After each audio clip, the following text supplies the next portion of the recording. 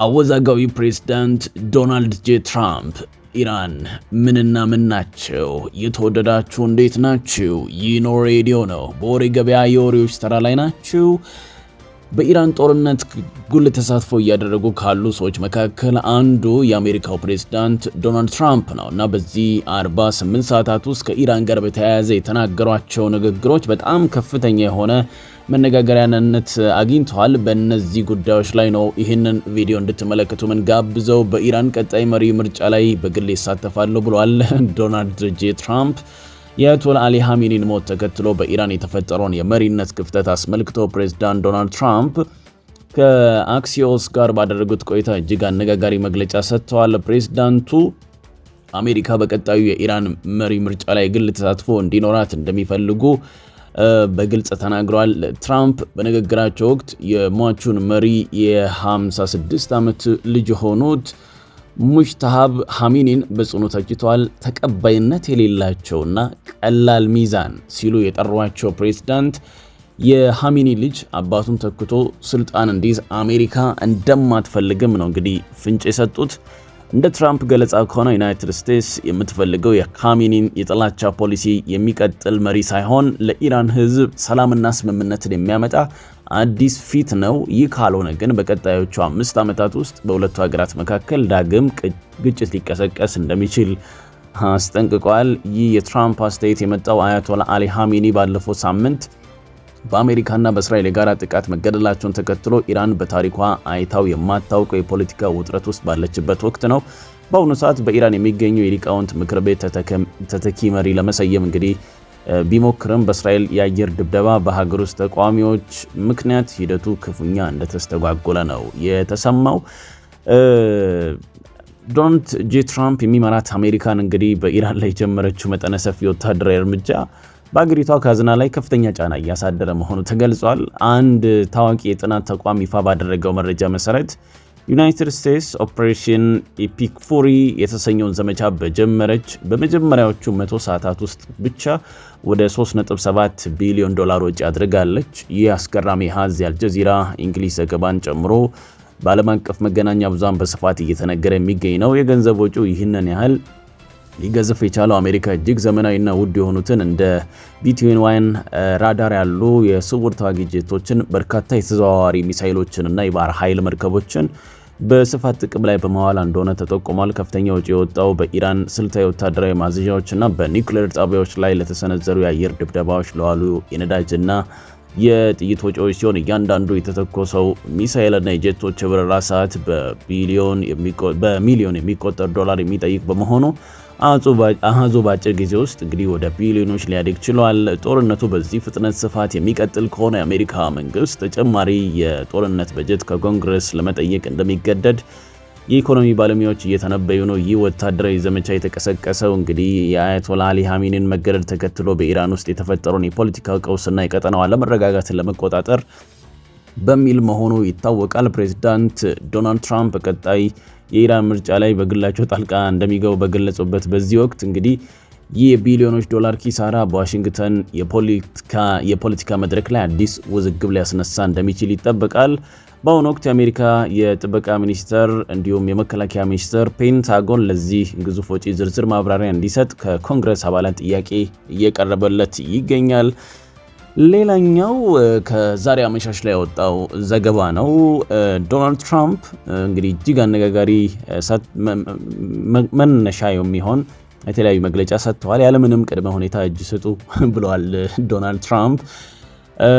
ፕሬዚዳንቱ በማህበራዊ ገጻቸው ባስተላለፉት መልእክት ከዚህ በኋላ ከኢራን ጋር ምንም አይነት የጠረጴዛ ድርድር እንደማይኖርና ብቸኛው አማራጭ ያለምንም ቅድመ ሁኔታ የእጅ መስጠት ብቻ መሆኑን በቆራጥነት ገልጸዋል።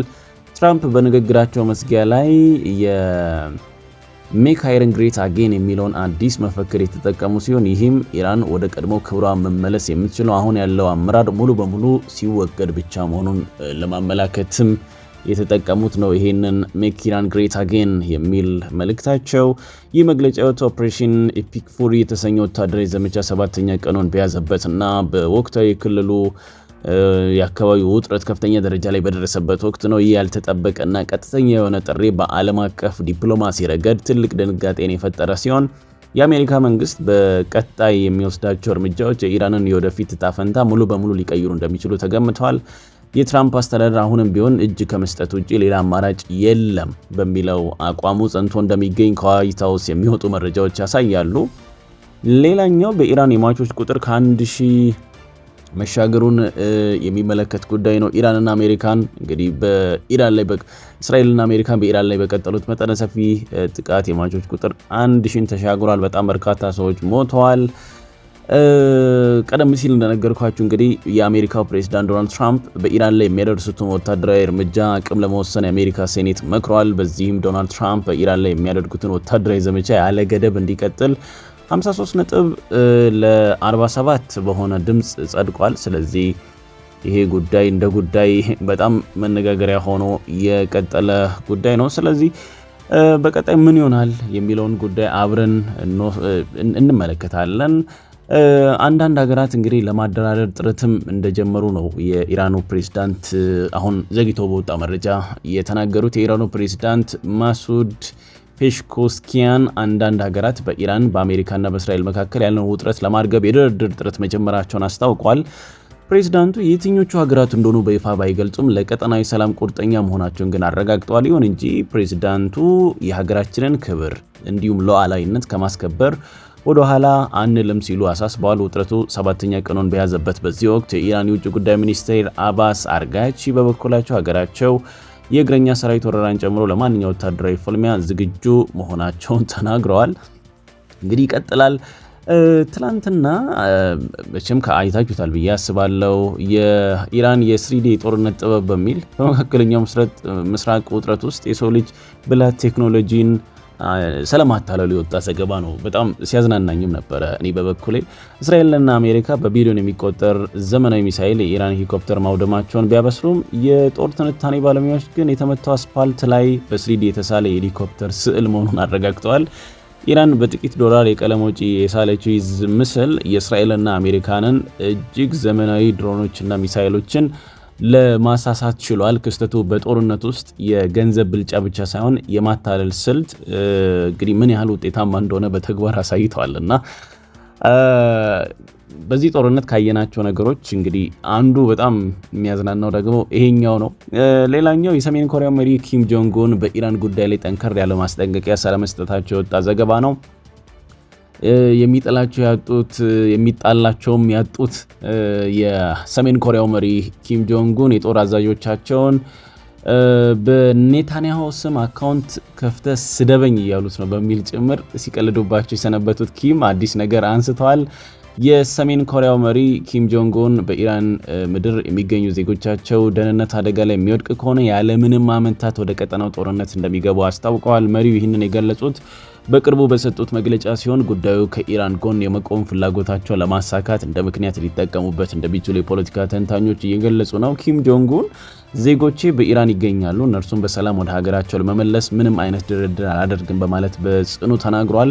በአንድም ዜጋዬ ላይ ጉዳት ቢደርስ ያለምንም ማመንታት ጦርነቱን እቀላቀላለሁ ሲሉ ዝግጁነታቸውን ገልጸዋል። ተንታኞች እንደሚሉት ሰሜን ኮሪያ በኢራን የሚገኙ ዜጎቿን ጉዳይ እንደ ሰበብ በመጠቀም ከምዕራባውያን ተጽዕኖ ጋር በሚደረገው ፍልሚያ ውስጥ ከኢራን ጎን ለመሰለፍ መንገድ እየፈለገች እንደሆነ ይጠቁማሉ። ይህ የሰሜን ኮሪያ አቋም በመካከለኛው ምስራቅ ያለውን ውጥረት ይበልጥ ሊያባብሰው እንደሚችል ተሰግቷል። የሀገሪቷ ወታደራዊ ዝግጅትና የመሪው ንግግር ዓለም አቀፍ ትኩረትን የሳበ ጉዳይ ነው። ከኢራኑ ስዕል ባሻገር ነው። እንግዲህ ዋናው ጉዳያችን ዶናልድ ትራምፕ በኢራኑ ጦርነት በጣም ከፍተኛ የሆነ ተሳትፎ እያደረጉ ይገኛሉ እና በቀጣይስ ምን ይሆናል የሚለው ነገር እንነግራችኋለን። ይህ ኖ ሬዲዮ ነው። ኖ ሬዲዮ በወሬ ገበያው ሰዓቱ እውነተኛ የሆኑ መረጃዎችን ይነግራችኋል። ስላደመጣችሁ በጣም አመስጋኞች ነን። ሰብስክራይብ፣ ሼር እና ላይክ ብታደርጉ ደስ ይለናል። ኖ ሬዲዮ ወሬ ገበያ እውነተኛ የወሬ ገበያ ነው።